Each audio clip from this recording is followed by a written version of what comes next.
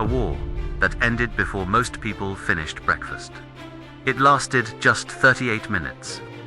No long battles, no long negotiations. Just one brutal decision, and an empire's wrath. On August 27, 1896, the island of Zanzibar woke up to the sight of British warships, pointing their cannons directly at the royal palace. Inside, a newly crowned sultan refused to surrender. Outside, the world's most powerful navy prepared to erase him from history. This is the unbelievable story of the shortest war ever recorded. A war fueled by ego, greed, betrayal, and the unstoppable power of the British Empire. Before we dive deeper, don't forget to subscribe, because this channel brings you real stories the world forgets, conflicts, mysteries, and events that shaped our modern world. Now, let's go back in time to the tense hours before the fastest war in history began. Zanzibar was small, but its value was enormous. A center of trade, ivory, spices, and a strategic point in East Africa. For decades, Britain had influence over the island.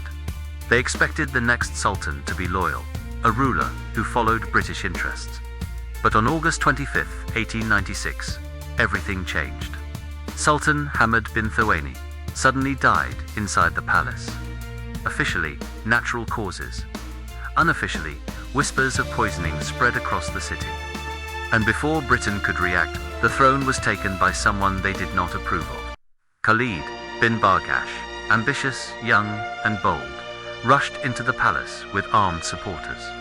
He declared himself the new Sultan of Zanzibar. To Britain, this was unacceptable. He wasn't their chosen candidate. He wasn't controllable. And, worst of all, he took power without permission. British officials demanded he step down immediately. Khalid refused. He strengthened the palace.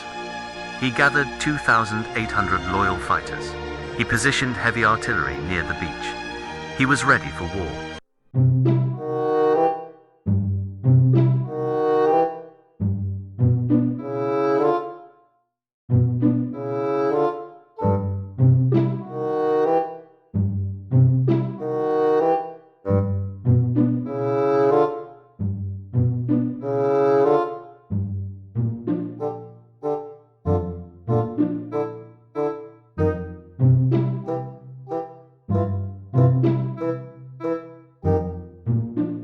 Britain issued a final ultimatum: step down by 9 a.m. on August 27. If he refused, they would open fire. Inside the palace, panic mixed with determination. Khalid's advisors begged him to negotiate. He refused, saying, "I will not leave my throne.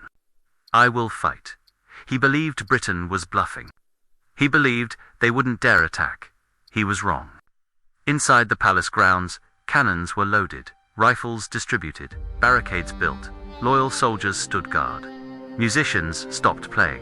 Servants hid in the basement. Smoke from the palace chimneys rose into the morning sky as the entire island held its breath. Meanwhile, thousands of Zanzibar citizens gathered near the harbor, confused, scared, and watching history unfold. The British ships aligned themselves perfectly. Cannons aimed straight at the palace windows. 8:55 a.m., 8:56, 8:57. Fate was seconds away. At 8:59 a.m., the British sent a final telegraph. Will the Sultan step down? No reply. 9 a.m. Silence. 9:02 a.m. A signal flag was raised aboard HMS St. George. The order was given: open fire. And just like that, the shortest war in history began. The British cannons roared. The first shot smashed through the palace wall.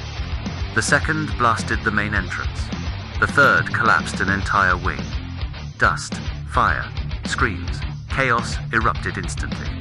Zanzibar's cannons fired back, but their weapons were outdated, slow, and inaccurate. Most of their shots missed entirely. Meanwhile, the Royal Navy's shells hit with brutal precision. Within minutes, the palace looked like it was melting. Zanzibar's 2,800 defenders were overwhelmed. The palace guard retreated. Many dropped their weapons. Some jumped into the sea to escape. The flag of the new Sultan, which had been proudly raised just 48 hours earlier, was shredded by cannon fire. Guided by smoke and flame, the British targeted every defensive point. Zanzibar didn't stand a chance. As the palace burned, Khalid realized the truth: he could not win. At 9:35 a.m., just 33 minutes into the war, Khalid slipped out a back door with a handful of loyal followers. He ran across the palace gardens, dodging debris and gunfire, eventually reaching the German consulate where he sought asylum. He abandoned his fighters, his palace, his throne. The war was over for him. At 9:40 a.m., the remaining palace soldiers raised a white flag. The fighting stopped instantly. The Royal Navy ceased fire at 9:40 a.m. and 45 seconds. Total wartime, 38 minutes. Just like that, the shortest war ever recorded came to a silent end. The destruction was shocking. The palace, once a symbol of Zanzibar's royalty, was reduced to smoking ruins. Over 500 defenders died or were injured. British forces suffered only one minor injury. The imbalance of power was undeniable, and Britain wasted no time shaping Zanzibar's future. Britain immediately installed their preferred ruler, Sultan Hamad bin Mohammed. He agreed to every British demand. He followed every instruction. He ruled under the shadow of the Union Jack. And with him on the throne, British control over Zanzibar became absolute. The message was clear: defy the empire, and you will be erased. Khalid lived in asylum under German protection. He eventually fled to mainland Africa, where he lived in exile for years. Britain declared him a criminal. He never reclaimed any power. He died far from the palace he once seized with such confidence. A dramatic rise, a faster fall. This wasn't just a short war. It was a symbol of a world ruled by empires. A world where a single decision, one refusal, could trigger unimaginable destruction. Zanzibar's 38-minute war became a lesson written in fire. Power is not measured by size, but by influence. Empires don't wait. Empires don't negotiate. Empires dominate. News of the war spread across Europe and Africa. Cartoons mocked the tiny war in newspapers. Politicians praised Britain's swift action. Other colonies were warned. This is what happens if you resist. The shortest war had long-lasting consequences far beyond Zanzibar. Britain rebuilt parts of the palace, not to restore its glory, but to maintain colonial administration. The ruins stood as a reminder of Britain's lightning strike. Zanzibar's independence slipped further away, disappearing under British rule for decades. Today, the story of the 38-minute war fascinates historians. Visitors still see remnants of the destroyed palace. Locals still tell stories of the morning the sky turned black with smoke. It is a bizarre, almost unbelievable memory. A war shorter than a football match, yet powerful enough to change history. A war that began with arrogance, fueled by pride, ended by a single, overwhelming force. It lasted only 38 minutes, but the lessons echo for centuries. Leaders rise. Empires fall, but consequences remain.